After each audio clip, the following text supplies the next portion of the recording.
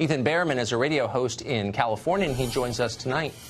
So, Ethan, are you comfortable with that standard? I know the standard reply is not a legal proceeding, but fairness applies in all proceedings, especially when there's a lot at stake, like a man's job and reputation, like what his children think of him. And are you comfortable with the standard that once accused of something, that you should be the one who disproves the accusation, that it's up to you to prove what they're saying about you isn't true? Are you okay with that? I think what we have to have is a hearing of both sides. So we're going to have that at least from Dr. Ford. We need to hear from all of the accusers. We also, most importantly, need to hear under oath from the actual supposed witnesses to the events that occurred. This is not, by the way, I think it's really important, though, to go back to something that you just pointed out. It is not a criminal trial. Due process does not apply the same way. This is like a job application. Oh, no. Wait, hold on. Let me just back up. You're arguing something parallel to what I asked you.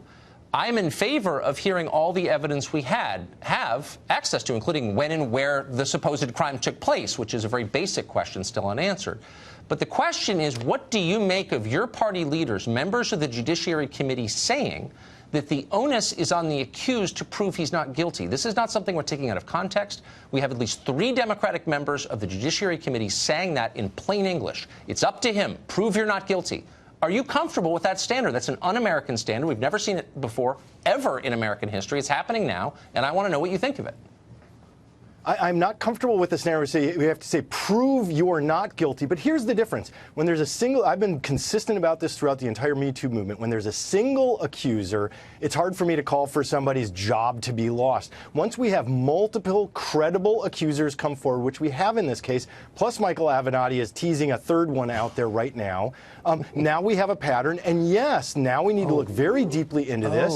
And we should put things on hold. But does it occur to you that we have a pattern of people making charges they can't substantiate to achieve political ends? Is that a possible explanation for this, or would that be, am I a sexist for suggesting it?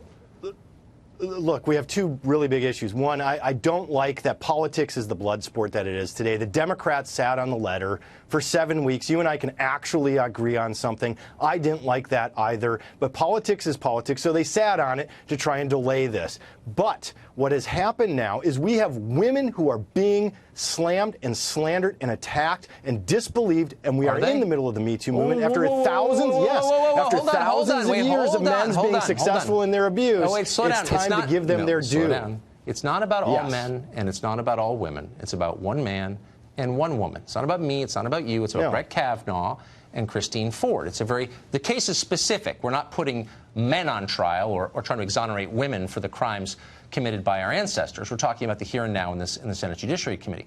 Let me ask you a very specific question about Christine Ford. And you're suggesting that you're not allowed to disbelieve somebody, but I retain my right of reason, and I can determine as an adult and a U.S. citizen whether I believe the evidence or not. And until they come from me, I'm going to do that. But let me ask you this. Does she have a responsibility? She's claiming that this man sexually assaulted her and it altered the course of her life. She can't fly on airplanes. It's affected her relationship with men. He's a predator. She didn't tell anybody his name for 36 years, during which time he got married. He interacted with many others in our population. Sex offenders tend to commit serial sex crimes. Doesn't she have an obligation to tell someone to stop him from doing that if he is, in fact, a sex criminal? Where's her obligation here? What about the rest of it? No, because every psychologist will tell you there are 8 primary reasons why a sexual assault victim, why a trauma victim doesn't come forward, doesn't talk about it right away. Hold on. I'm not asking her about her reasons. I'm sure she has a million reasons, and maybe they're legitimate. I'm asking about the rest of us, the other 320 million people who live here. If he's actually a sex criminal, we have a right to know that, and she has an obligation to tell us. And I know it's hard, but why don't we have a right to know? If there's a rapist on the loose, if you don't tell anybody, if Bernie Madoff rips you off and you don't tell his others and investors, you're part of the problem, are you not? Or what am I missing? Well, Dr. Ford did communicate with her therapist. She's produced that evidence. She's going to talk in front of the committee, which is a form of evidence. Wait, but hold on. She didn't name him. No, but why not just tell you? She didn't name him for 36 years. I'm not saying it's not true. I'm saying if it is true, what's going on here? Don't the rest of us have a right to protect ourselves from this dangerous man, Brett Kavanaugh? No. What? I mean, what's the answer? Yeah. Hang on. So you have a very powerful person here, a judge on the Ninth Circuit of the United States of America. He hasn't been a judge for 36 years. He's been dating other women. He married one. I mean, Tucker, you were just talking about the privileged elite and the wealthy and those in power. That is Brett Kavanaugh from day one. He went to an elite boarding school on the East Coast, went straight into Yale. He is the most elite of the elite, and those are the people that hold the power in this country, and we should be calling for something else to change in our country right now. Okay. You're intentionally dodging my question, which is about the responsibility. Tucker, I don't dodge you. No, I'm serious, to protect the rest of us. If this is true, I'm taking her at face value. And I think it's not just about her and her feelings. There's a responsibility to others around you in the society at large, which we're ignoring on purpose because we're all terrified to say anything that's true because we think we're going to be punished for doing that. And you know that's true. Let me ask you really quickly about creepy porn lawyer here. So all of a sudden, this guy who was the lawyer for Stormy Daniels jumps up and down and makes a spectacle of himself. And the press kind of abets that. And it's sort of a joke. But now he's back, and the press is making him even bigger. Here's a selection. Michael Avenatti's a beast. Okay, that's true. And he's a beast. He's a beast. John Meacham says he may be the savior of the republic. He has a bigger calling here. That being a lawyer is minimal compared to what he's doing. The priesthood? Whatever. He's out there saving the country. I owe Michael Avenatti an apology. For the last couple of weeks, I've been saying, enough already, Michael. I've seen you everywhere. What do you have left to say? I was wrong, brother. You have a lot to say. The Democrats could learn something from you. All right, so they're promoting him from the very start. And that was fine when he was doing creepy porn stuff. It was kind of hilarious. We played along. All right. But the press is now starting to fall for its own joke. They're taking creepy porn lawyers seriously and allowing him to make the Supreme Court nomination of Brett Kavanaugh all about himself. Here's from today.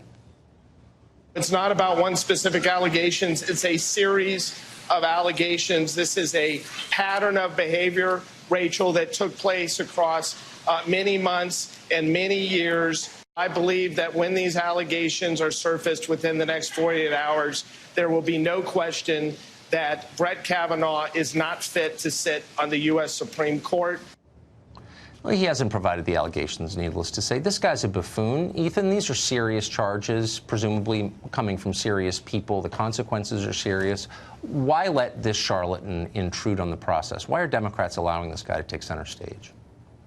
Well, Michael Avenatti is taking a page out of Trump's own playbook, manipulating the media to his own benefit. But here's the difference. Michael Avenatti has actually brought the goods since he started representing Ms. Clifford, Stormy Daniels. He's actually brought the goods when he's made these allegations. Okay, We've seen but now that with he's Michael saying Cohen. that, but hold on. But in this specific case, he's suggesting, he's got nothing to do with any of this, obviously. He's trying to stay famous. And he's saying that Brett Kavanaugh was part of a rape ring. He's not going to get sued for slander. He should. He's not. Do Democrats really want to be tied to someone that reckless? Honestly. Well, I don't know anything about the allegation about a rape ring, but he claims to have a very well vetted out, a reliable, another accuser. And I'm very interested. He's teasing it out over 48 hours. So that time hasn't quite come yet. And I'm curious to see what he's going to bring. Because, again, he's brought the goods since he started representing Stormy Daniels. He certainly made some money as Stormy Daniels is still getting beer bottles thrown at her on stage in strip bars in Richmond.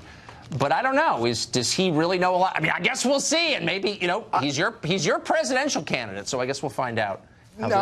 I'm for Garcetti. I'm for Garcetti. Okay, good man. Ethan, great to see you. Thanks.